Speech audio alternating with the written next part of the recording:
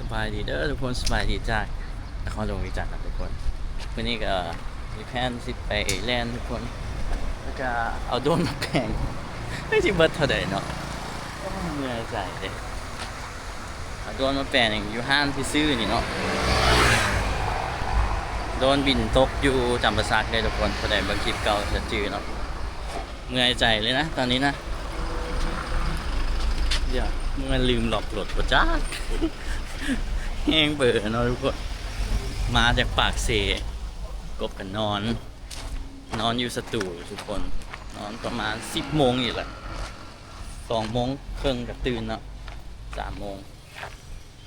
ตื่นแล้วก็ล้างรถแล้วก็มาเฮ็ดเวียกก่อนแต่งโดนก่อนทุกคนแล้วจึงสิไปออกกำลังกายเนาะเบิ่งเนี่ยวันนี้มาใช้ชีวิตอยู่เวียงเนาะกลับมายังบ่ฮอดบ้านเธอได้นี่ทุกคนสิได้ใช้สิเฮ็ดยังไงมาหาเบิ่งกันมาลุ้นเบิ่งราคาโดนสิเบิดเท่าไหร่เมื่อยใจเลยอ่ะ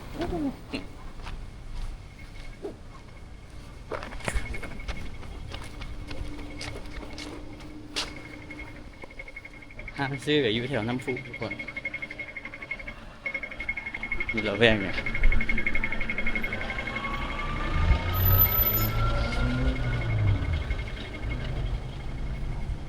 โอ้ยังก็มีซูชิเนาะถือว่าเป็นนักท่องเที่ยวซะ1 มื้อเนาะพายางเลาะเด้ทุกคนก็จะเห็นอยู่ตรงไฮตรงนาดนเนาะมาแบบฟิวแบบในเมืองเนี่ยยางพาสวนไปเลยน้ำพุคนหรือว่าหลักสูตรเนาะหลักกิโลเมตรเขาจะนับแต่นี่เลยอันนี้กิโลเมตรที่0ทุกคนอยู่แถวบ้านนี่อย่างวะเชียงยืนบ่วะเนาะตัวนี้น้ำพุหลักสูตรตลาดเศร้ากับอยู่ใกล้ๆนี่อันนี้ว่าเผื่อคนบ่เคยมาเที่ยวลาวเนาะแต่เศร้าใกล้ๆนี่หอวัฒนธรรมสีหอมอยู่หันอยู่เชิงเนาะไปมาเที่ยวกับมาพักนี่ก็ได้กันย่างไปทุกคนบาร์ใกล้ๆเลย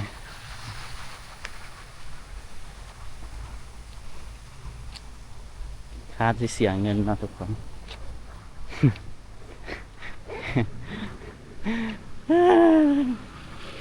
บ่คืดหลายละเนาะช่วงนี้แห้งกัน YouTube หัก30%อีกทุกคนเอ้ยสมมุติเงินหาได้100เนาะ$100หักไปให้ YouTube 30ล่ะเอาได้70เสียหาเงินได้200ก็หักให้ YouTube 60ยิ้มแห้งเลยเนาะทุกคนเนาะเพจกับ Facebook กับบ่ผ่านอีกฝากทุกคนเบิ่งคลิปเนาะแล้วก็คอมเมนต์ให้ทุกคนกดไลค์กดแชร์ช่วยกันเนาะหาเงินยากเครื่องกับมาเพย์อีก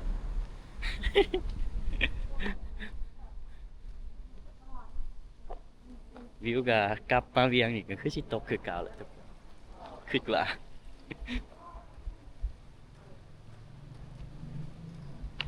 แรกนี่กันนักท่องเที่ยวหลายแต่มาอยู่อย่างซี่ก็ดีใจเนาะได้กลับบ้านยังไม่ได้กลับบ้านเลยก็ดีใจกลับเวียงมันก็แปลกตาเนาะท่านอยู่ทงนาโดนกันฟิลดีเลยเป็นฮอดตะหมอนเนาะหมอนนอนตัวเองท่านนี่มองเลยจ้ะอันนี้เป็นคาเฟ่แล้วแวกนี้บ่อีหลีกับบ่ได้ย่างกับทุกคนเป็นย่างฟิลแบบต่างประเทศเลยได้เนี่ย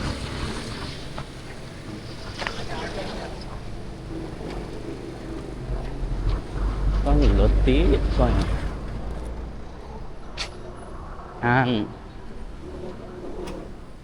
แต่งโดนอยู่เชิงเนาะ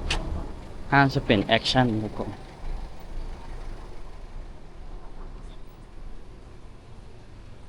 ผู้ใดมาเที่ยวก็ต้องพักแถวสีหอมนะทุกคนไปแวกอะไรเติร์ดไปรถสีหอมมองพักถือว่าวอร์มก่อนแลนด์เลยนี่ทุกคนยางก่อนเนาะไปเลี้ยวไปให้ทุกคนเลย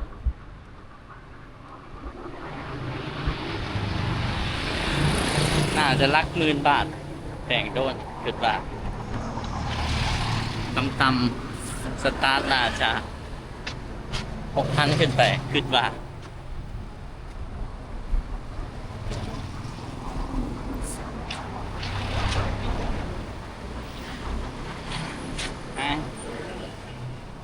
หัดไปเลยเนาะเพื่อได้หมู่ใหม่เลยพลังแล้วใส่สินได้ฮะใส่สินมองได้วะมองมีตัวอยู่เสียวะเดี๋ยวโดนกันตัวนี้มันฉึกสุดนะทุกคนกับสตาร์ทประมาณ37,000ประมาณนี้กับประมาณพันเอ็ดแก่ๆเกือบ1,200ซื้อมากับไว้ท้ายคลิปไปเที่ยวอย่างมุมบินมุมสูงอย่างทุกคนเบิ่งแล้วซื้อมาใส่เบียกข้าวแป้งเบิดเท่าไหร่น้อมีแต่ฝากไปทุกคนเบิ่งคลิปแล้วก็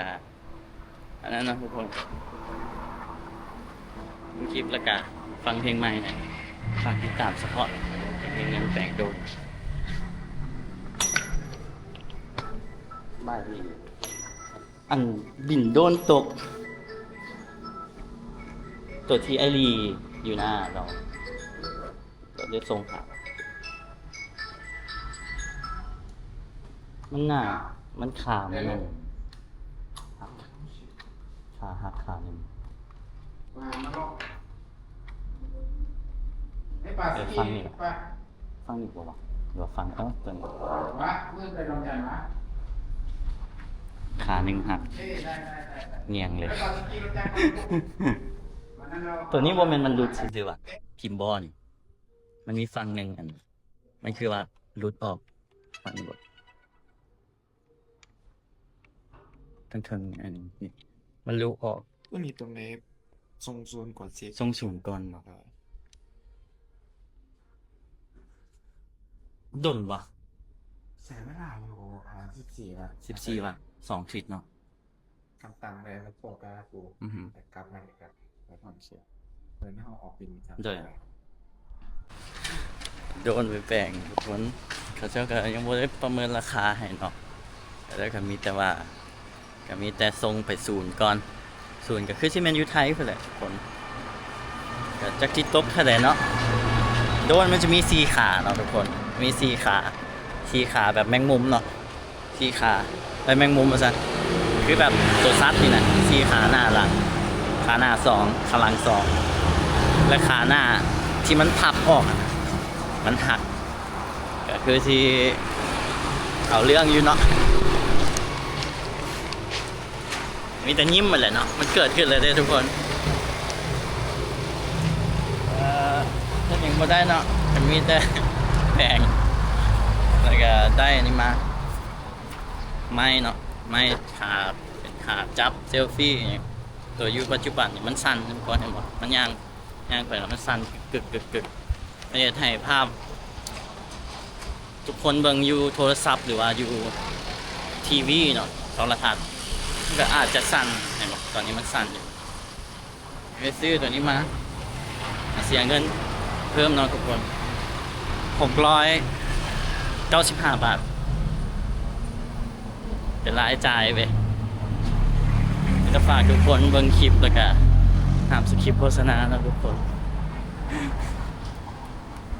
เฮ็ดเพลงอีกเนาะแล้วก็ฝากไปติดตามเพลงใหม่ได้ด้วยทุกคนต้องการสปอนเซอร์เนาะทุกคนถ่ายทำค่าย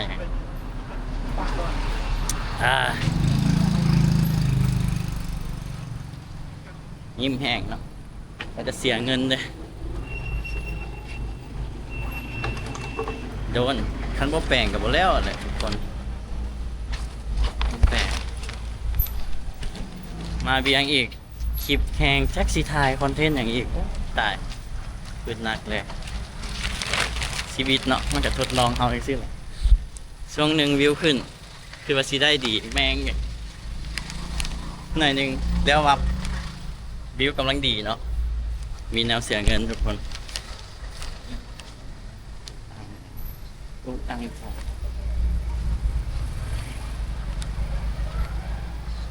ผู้ใดใจดีกับสปอนเซอร์เพลงเนี่ยเนาะทุกคน สาเหตุจะเว่าความจริงเลย ที่ว่าบ่อยากเฮ็ดเพลงอะล่ะช่วงหนึ่งเพราะมันใช้งบหลายทุกคนเฮาสิแต่งเนาะเฮาก็แต่งเองก็คือใช้สมองมา MV เฮาก็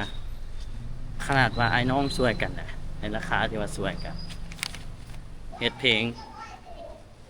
แฮวก็ยังช่วยเนาะแฮวก็ยังช่วยว่าบ่เอาค่าเฮ็ดบอกเฮ็ดบีทค่าอัดค่าหยังนะ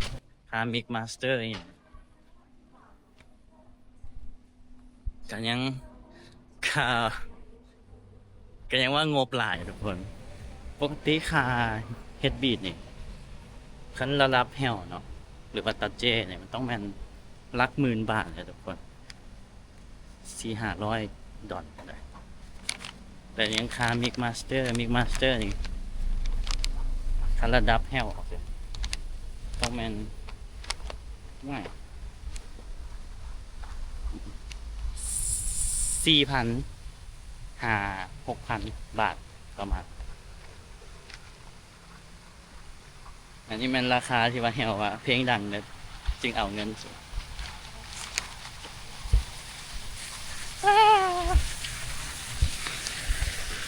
ระบายชีวิตเนาะคลิปนี้ แมนจะอธิบายเหตุผลให้ทุกคนฟังนั่นแหละว่าเป็นอย่างเขาถึงจะอยากเฮ็ดเพลงช่วงนี้ก็กลับมาเฮ็ดแล้วทุกคนเฮ็ดจนกว่าสิดังงามดีเลยเอาทุกคนคลิปนี้ก็มีอย่างไรเนาะเอาโดรนมาแปลงทุกคนมาท่าเบิ่งกันว่าถ้าเขาจะติดต่อมาสิเบิดเท่าไหร่เนาะเขาจะว่าใช้เวลาประมาณ2 อาทิตย์เนาะเราจะติดต่อมาแล้วเขาเจ้าก็สิถามว่าราคาตัวนี้โอเคบ่ถ้าโอเคก็ให้เขาแปลงถ้าบ่โอเคก็บ่แปลงแต่จังใดราคาเท่าใดก็ต้องได้แปลงทุกคนบ่แปลงบ่ได้เนาะเอาบ๊ายบายทุกคนฝากติดตามเพลงใหม่เนี่ยเด้อถ้าให้เขามาแทนนะทุกคนให้เขามาแทนบ๊ายบายเจอกันคลิปหน้าทุกคนบ๊ายบายฝากคอมเมนต์ให้นะทุกคนบ๊ายบายทุกคนลืมรีวิวเนาะหรือว่ารีวิวซะอุปกรณ์การถ่ายทำอุปกรณ์หาเงินเท่านั้นอัปเกรดขึ้นมาหน่อยไม่สิจะไม่จับไม่สิเดียวก็ยืดได้หน่อยส่วนไก่เลยก็ไก่ได้ทุกคนยาวเดียวโอเคเป็นขาสิตั้งอยู่นะอุปกรณ์หาเงินเท่านั้นบ๊ายบายทุกคนเข้าใจทุกคนที่ติดตามเลยทุกคนอยากให้กบเพียนอย่างอยู่เวียงหรือว่าอยากให้ไปซอกจีบผู้สาวต่างประเทศหรือว่าจังใดลองคอมเมนต์มาเบิ่งทุกคนแนะนำแน่นอนกับเวียงเท่าใดกับคิดคอนเทนต์บ่ออกบ๊ายบายทุกคนเจอกันคลิปหน้าทุกคนบ๊ายบายขอบใจหลายๆฝากติดตามเพลงใหม่ในเด้อทุกคนฝากไลค์กดแชร์คอมเมนต์ในทุกคนในคลิปนี้มันสร้างรายได้หลายนะครับยังขอไปเป่งคาโดนบ๊ายบาย